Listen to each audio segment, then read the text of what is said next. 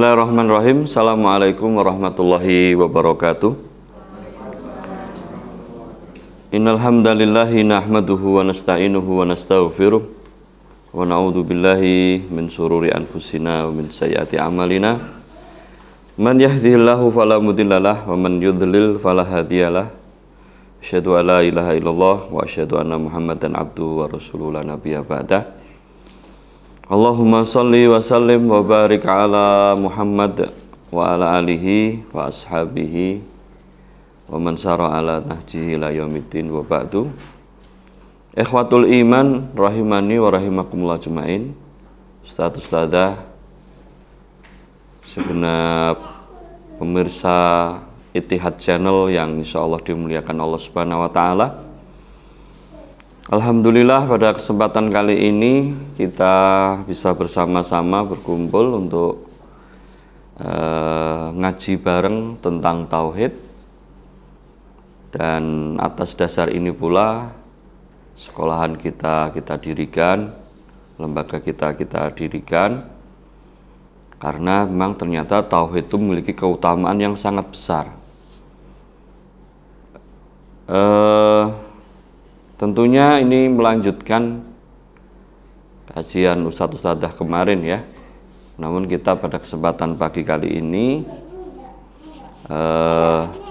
kita akan membahas langsung tentang keutamaan-keutamaannya.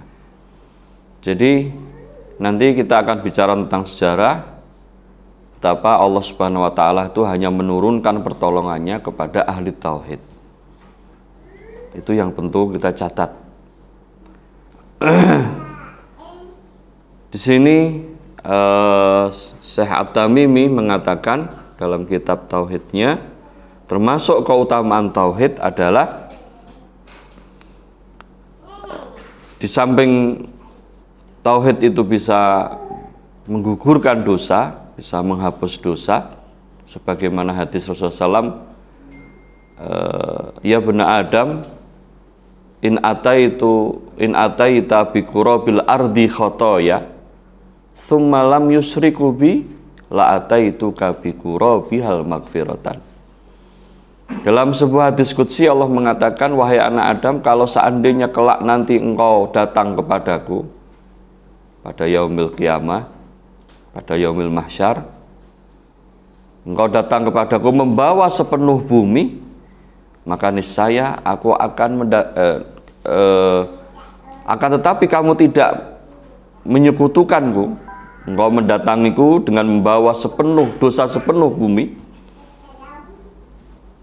tapi engkau tidak melakukan kesyirikan, engkau masih tetap bisa menjaga tauhid, la ataitu ka bi qurabihal magfiratan, maka niscaya aku akan mendatangimu dengan membawa sepenuh bumi ampunan. Saudara sekalian yang dimuliakan Allah SWT, kita bisa lihat pada hadis ini jelas sekali, sebesar apapun dosa yang dilakukan manusia, kalau dalam hadis qudsinya dosa sepenuh bumi, itu artinya semua dosa dilakukan bisa jadi. Hanya satu dosa yang nggak dia lakukan, apa? Syirik. Dia masih punya tauhid. Walaupun orang yang bertauhidnya sempurna itu dia mencoba akan menjauhkan dirinya dari perbuatan dosa, karena dia merasa diawasi oleh Allah. Akan tapi kalau seandainya memang dia melakukan perbuatan dosa, kemudian dia datang kepada Allah dan ternyata dilihat tidak ada dosa syirik, tauhidnya masih murni, maka Allah akan memberikan peluang untuk diampuni. Allah akan membawa ampunan sepenuh bumi juga. Nah, ini termasuk keutamaan tauhid. Jadi dari keutamaan tauhid itu bisa menghapus dosa. Yang kedua, wa min fadhail, dan dari keutamaan tauhid, annau sababul a'dham li tafrizil karobatid dunya wal akhirat. Masya Allah. Termasuk keutamaan tauhid itu sendiri, bahwa tauhid itu merupakan sebab yang besar, ya, sebab yang besar untuk terhindarnya seorang hamba di dalam karobat di dunia, kesulitan-kesulitan dunia. Ahli tauhid itu akan diselamatkan oleh Allah dari kesulitan-kesulitan dunia. Ya. Tidak hanya kesulitan dunia, juga kesulitan akhirat. Nah, ini yang perlu kita cermati saudara sekalian. Ahli tauhid atau orang yang bertauhid, Allah akan selamatkan dari kesulitan-kesulitan dunia. Saudara sekalian yang kita muliakan Allah, kalau kita lihat sejarah, makanya inilah yang hanya dimiliki orang tauhid. Karena orang tauhid itu yakin, hakul yakin. Orang tauhid itu hakul yakin bahwa Allah lah di alam semesta ini yang berperan satu-satunya. Allah lah yang memberikan manfaat dan madarat. Kalau seluruh makhluk di dunia ini berkumpul dan sepakat memberikan madarat kepada seseorang, tapi Allah tidak berkehendak, tidak akan terjadi. Maka keyakinan ahlu tauhid itu luar biasa. Ya, kita masih ingat bagaimana Nabi Allah Ibrahim alaihissalam, ya, ketika masyarakat sepakat untuk mengeksekusi Nabi Allah Ibrahim karena Nabi Allah Ibrahim menyelisih kebiasaan masyarakat, yaitu kebiasaan syirik menyembah berhala, ya, maka Nabi Ibrahim pun akhirnya dieksekusi untuk dibakar. Nah, ini sudah nggak ada yang nolong, nggak punya teman, ya, sendirian Nabi Allah Ibrahim. Tapi Nabi Allah Ibrahim ini punya Allah, ya, dan Allah tidak akan membiarkan hambanya yang bertauhid itu menderita di dunia. Maka Allah perintahkan ketika api sudah dinyalakan, itu perlu dipahami sekalian, ini api betulan ya, bukan api studio. Ya, api studio itu api-apian, ini api betulan. Dalam sebuah riwayat itu kalau ada ini api dibakar, Nabi Allah Ibrahim dibakar, kemudian ada burung terbang di atas, itu langsung jatuh jadi burung panggang, ya, tinggal ngasih sambal. Nah, kan itu. Jadi itu benar-benar panas. Nah, ketika Nabi Allah Ibrahim mau dilemparkan, maka Allah perintahkan kepada api, kuni bardan wassalaman. Wahai api, jadilah engkau dingin dan menyelamatkan. Luar biasa. Api yang punya Allah, air yang punya Allah. Itu suka-suka Allah memerintahmu jadi apa ya. Allah balikkan sifat api menjadi dingin itu pun hak Allah. Karena kalau Allah sudah campur tangan pada urusan kita, sesuatu yang irasional menjadi rasional. Sesuatu yang mustahil menjadi sesuatu yang mungkin terjadi. Karena bagi Allah tidak ada yang mustahil. Allah nggak butuh sebab. Nah, ini sadar, kita harus paham. Allah nggak butuh sebab. Kalau manusia butuh sebab. Kalau Allah nggak butuh sebab. Jadi, pikir salah logika, kok bisa ya? Api dirubah sifatnya menjadi dingin, padahal sifat dasarnya api panas. Kalau manusia kan gampang, mikirnya kan gini, kalau dijadikan dingin nggak mungkin, kalau dipateni mungkin saat gebir banyu nih. Ya kan, itu mungkin. Tapi bagi Allah enggak. Maka ketika Nabi Allah Ibrahim itu dilemparkan ke dalam api tersebut, tidak satu helai dari baju Nabi Allah Ibrahim pun itu terbakar, sehingga selamat. Nah, ini sebuah dalil bahwa ahli tauhid akan diselamatkan Allah dari penderitaan dunia. Ini saya kasih contoh yang gede-gede dulu ya. Yang gede-gede dulu. Ya.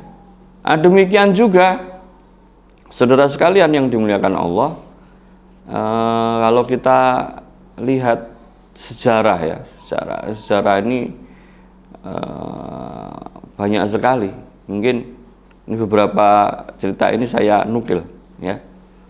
Ya, ini termasuk hasil keberhasilan didikan Nabi Muhammad SAW terhadap para sahabat. Ya, sekalipun Khalid bin Walid itu termasuk orang yang mungkin Islamnya agak terlambat, ya, akan tetapi beliau punya keyakinan akidah yang sangat mantap sekali. Sampai satu saat Khalid bin Walid ini ditantang oleh orang-orang musyrik. Kata orang musyrik apa?